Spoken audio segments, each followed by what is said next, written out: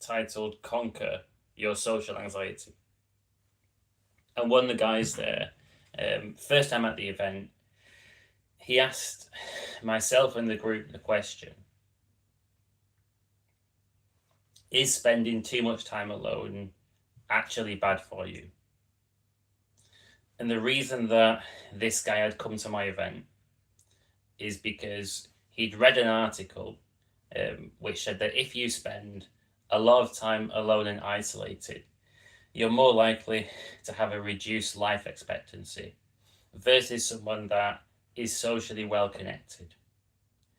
And this article, which he read, made him panic. And he basically thought, oh my God, I'm not socialized enough. Maybe it's damaging my physical health. And maybe I just need to socialize more to get these benefits that are going to improve my health and increase my lifespan.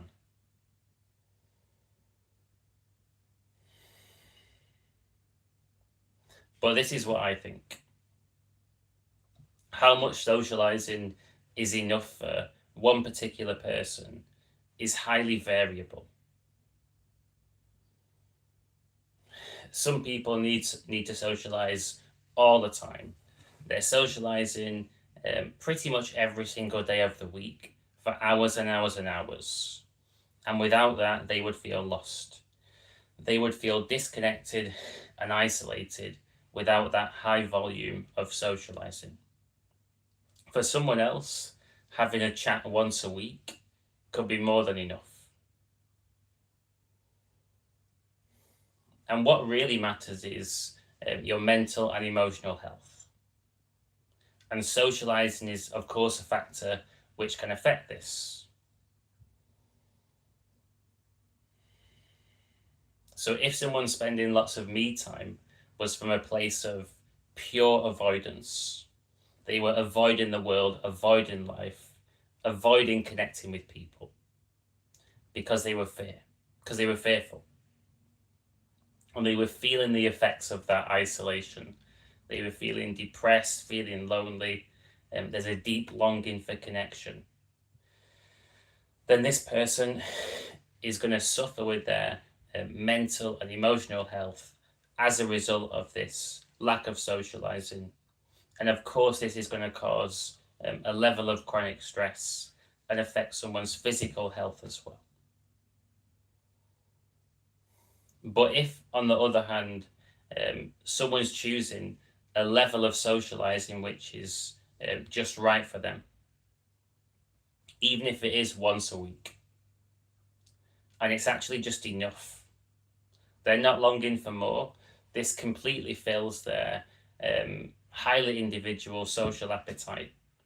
They're feeling happy, confident, not held back when they go to socials.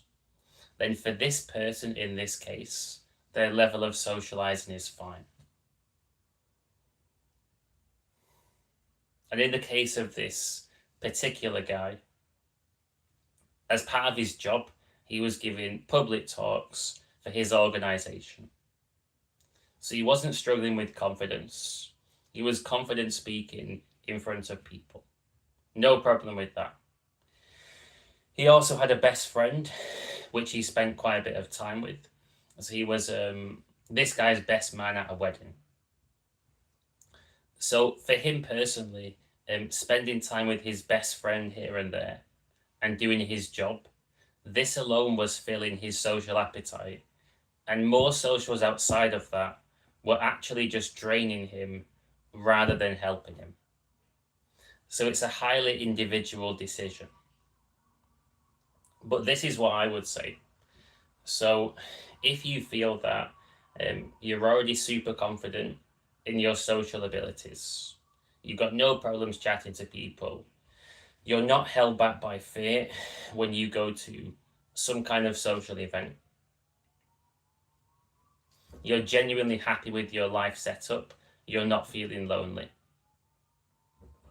then the level of socializing that is currently taking place in your life, there's a good chance that it's already enough.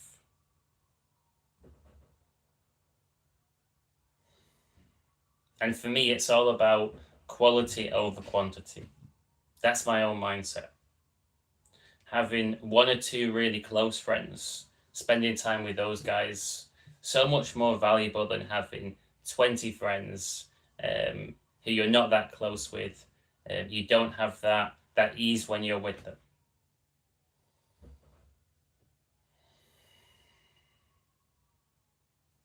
And if you spend time with someone and you don't feel drained at all, the conversation feels like zero effort, it's just flowing naturally, then that's a good match.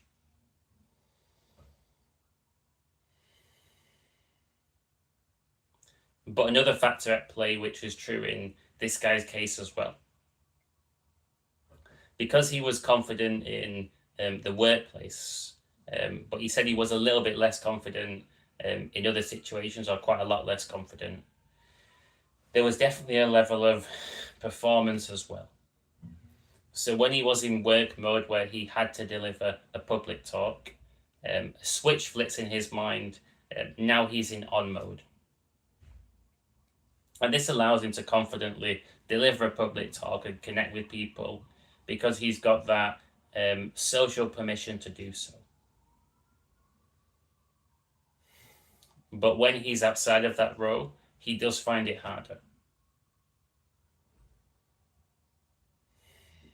So the social encouragement which I gave to this guy was that the level of social in your life is already satisfying you. You're happy, you're not feeling lonely, but you don't want to feel held back socially. You don't want to feel that you have to perform. So there is room to grow in social confidence.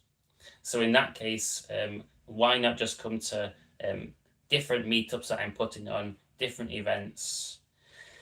Practice giving yourself that permission to speak to people freely as if they're your best friend, as if they're this guy you've known for years. And get to the stage where you feel that you're really being yourself rather than performing with people.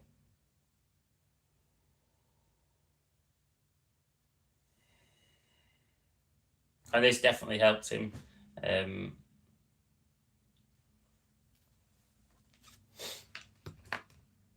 Yep, so I wrote down a couple of notes on this piece of paper to make sure that I mentioned some good pointers here.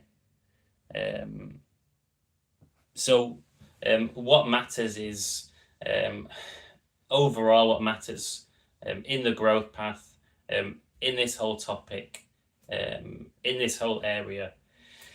It's really whether you are enjoying socializing more and more over time and feeling more confident as well.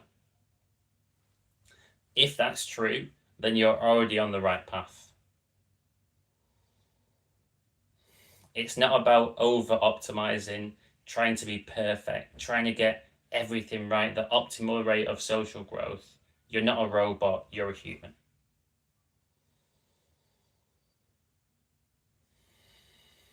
What's the point in socializing and developing social skills and confidence if you're not going to enjoy talking to people? Start with the end in mind. So if you're on this social growth journey, building confidence with people, as long as you're becoming more confident with people over time, you're feeling more secure, and you're enjoying yourself more, just keep on doing what you're doing and be patient. In that case, you're already socializing enough because you're growing and things are getting better. And if you're really unsure and you're thinking, well, how much socializing is enough for me personally? I don't really know. Then the next best thing you can do is to experiment. So, a general rule of thumb that I give to clients who I'm coaching is that 1 to 2 socials per week is usually completely adequate.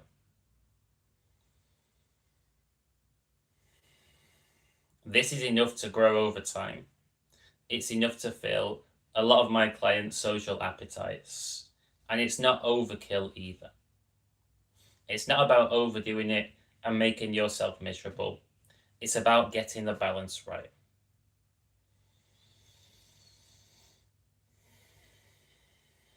The only value you can get from overdoing it is realizing that, okay, this is too much right now. I need to scale back into that optimal training zone. A bit like if you're going to the gym, if you're lifting a really, really small weight, you're trying to get stronger, it's not going to do much for you because the weight's not challenging you. But if you're trying to deadlift a car, you're not going to grow from that either, unless you're already some kind of world's strongest person, because it's just too much to lift. It's overkill. But if you find a weight that is challenging but doable, then you're in that optimal zone. Couple of socials a week, 1 to 2 a week, that's enough for most people. You're probably not going to be overdoing it, so it protects you from that. It's also enough time to grow as a person, to get the exposure, enough to practice quality as well.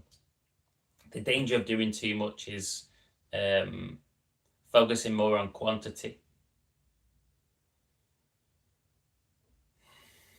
And quality really means going to that social without over preparing. Just being yourself when you're there. Practicing really connecting with people as you actually are, rather than trying to perform as some kind of character. Not being who you think you're supposed to be, being who you actually are. They're the real reps that are going to help you grow the most. And why not combine social growth with filling your social appetite?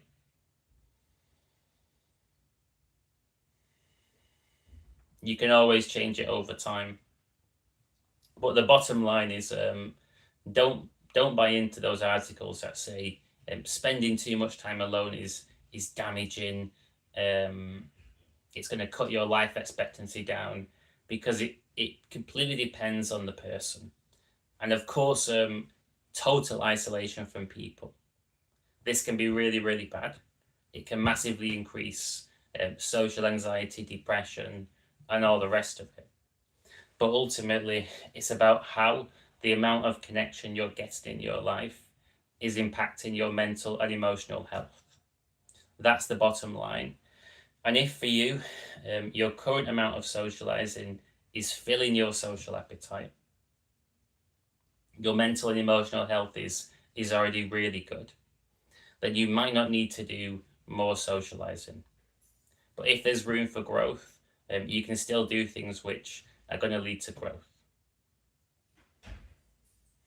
If you're interested in all these kinds of topics relating to social anxiety, confidence, connecting with people, having fun as well, working on stuff, growing, you're very welcome to check out my website, which is called philmorrison.net, and it's in the description of this video.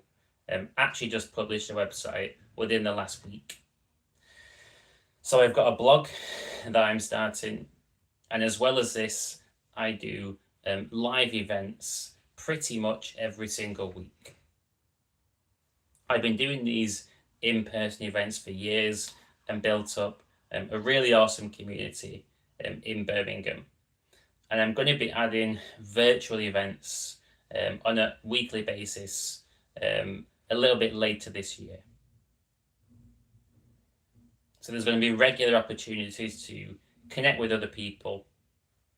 You know, how do you get socially confident? You need access to conversations, but not just any conversations, the right kind of conversations with the right people in a supportive and nurturing environment. The right culture, the right energy for growth. That's exactly what my events are designed to do. And there's a lot of power in having the ability to bring your challenges forward to myself as a coach, the group as well, and there's different psychologists and counselors and all kinds of people from different backgrounds that come to these events. And having all these different perspectives collectively providing you with good advice, listening to you, helping you get what you're looking for. The events are free to attend, by the way, as well. Super valuable, pretty awesome things. So you're very, very welcome to check my website out, and you can find more about my events on that page. And of course, if you decide that the time is right, you feel ready to go down the coaching pathway, you're very welcome to book your taster coaching session with myself. See how it feels, see if it's helpful for you, and decide if you want to go further or not. Until next time, have a great rest of your day.